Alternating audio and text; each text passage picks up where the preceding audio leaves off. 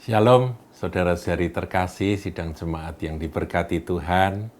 Damai sejahtera dari Tuhan Yesus Kristus turun atas kita semua. Kita lanjutkan, saudara, pelajaran kita tentang pembangunan tembok Yerusalem, pemugaran dari gerbang-gerbangnya. Kalau kemarin kita sudah membahas sampai ke gerbang mata air, kita akan lanjutkan di dalam ayatnya yang ke-26. Jadi ayat 26 ini kalau saudara lihat, ditulis sampai di depan pintu gerbang air di sebelah timur. Jadi ada satu pintu gerbang lain yang namanya pintu gerbang air. Apa bedanya gerbang mata air dan gerbang air? Hampir sama, saudaraku ya, mata air pasti ada airnya. Kalau ada air berarti pasti ada sumbernya, kan begitu ya. Jadi ini memang merupakan dua pintu gerbang yang berbeda, tetapi sebetulnya yang dibicarakan itu adalah poin yang satu, yaitu Roh Kudus. Kalau mata air itu berbicara tentang pribadi Roh Kudus, ya kita sudah belajar kemarin. Nah, air itu adalah karya Roh Kudus atau manifestasi dari kuasa Roh Kudus. Ya, saya tafsirkan dengan air yang mengalir. Kalau saudara punya sumber air di dalam dirimu, pasti sumber itu akan membuat ada air yang keluar dari hidup saudara, air kehidupan. Nah, apakah itu? Itulah kuasa Roh Kudus. Itulah aliran kehidupan yang berasal dari Roh Kudus, yaitu Roh Allah yang hidup itu, yang ada di dalam diri kita. Kita punya sumber air, maka kita akan mengalirkan air. Nah, pintu gerbang air itu berbicara tentang karya atau manifestasi Roh Kudus. Saudaraku, Roh Kudus itu kalau ada di dalam diri kita, itu pasti ada dua perkara yang akan muncul dari hidup orang yang penuh Roh Kudus. Satu sisi adalah buah roh, ya. Nanti kita akan belajar buah roh di dalam Galatia 5. Kemudian ada pula karunia-karunia roh yang sering disebut manifestasi dari kuasa Roh Kudus. Nah, kedua-duanya ini tergambar kalau saudara belajar akan benda-benda yang ada di dalam tabernakel Musa. Itu di ruang kudus atau ruang suci itu ada 3 benda, yaitu ada mesbah ukupan, itu paling kecil tapi paling tinggi, itu gambaran dari pujian, penyembahan, dan doa. Kemudian ada meja roti sajian. Ya, meja roti sajian itu kalau bicara roti itu pasti makanan, makanan bagi roh dan jiwa, yaitu firman Tuhan.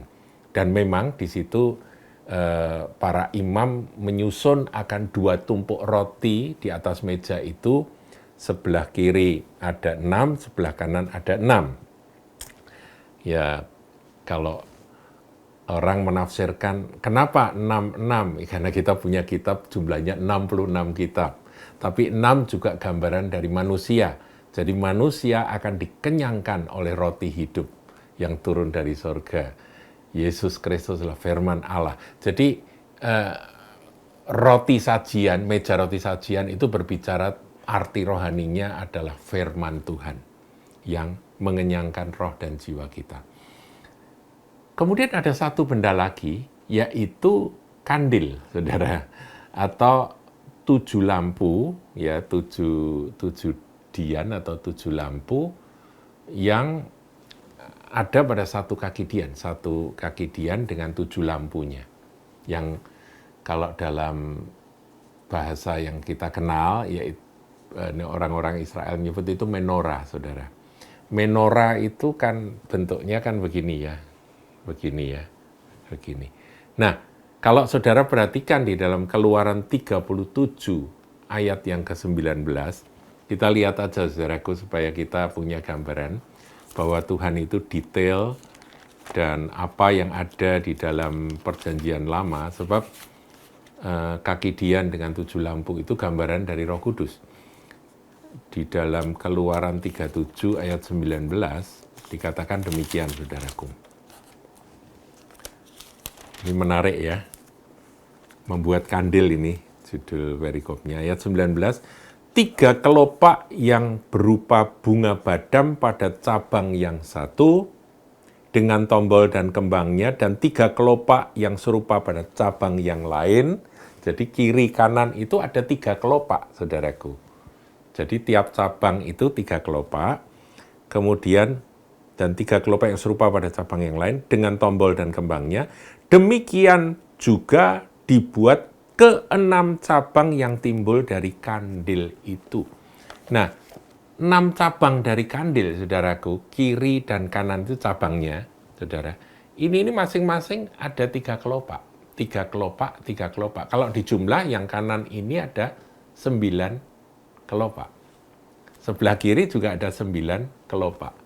Dan ini bicara tentang Roh Kudus. Dan itu ada di ruang suci atau ruang kudus di Tabernakel Musa.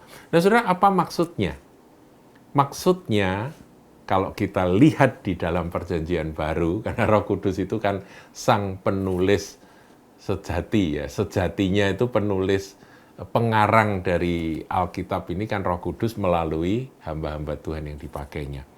Kalau kita bandingkan dengan perjanjian baru di surat 1 Korintus, coba kita lihat saudara ya. 1 Korintus pasal yang ke-12. Rasul Paulus mencatat tentang adanya 9 karunia roh.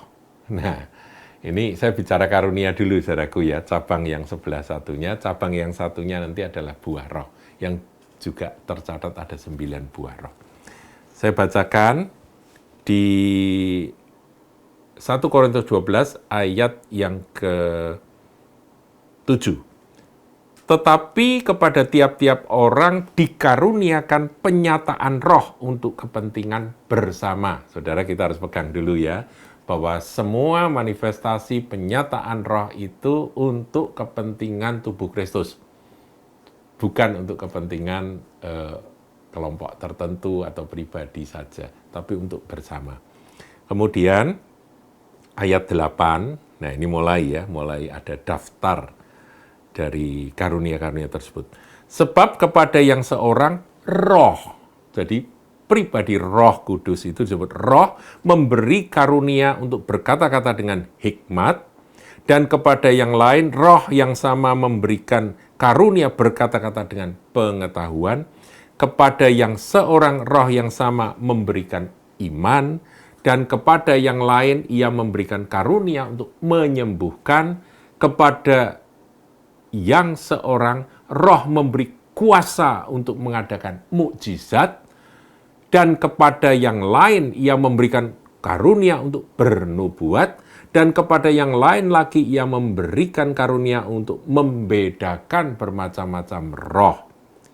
Kepada yang seorang ia memberikan karunia untuk berkata-kata dengan bahasa roh, dan kepada yang lain ia memberikan karunia untuk menafsirkan bahasa roh itu.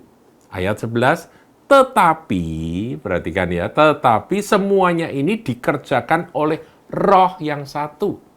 Sumbernya harus dari mata air. Makanya gerbang mata air harus dipulihkan, saudaraku.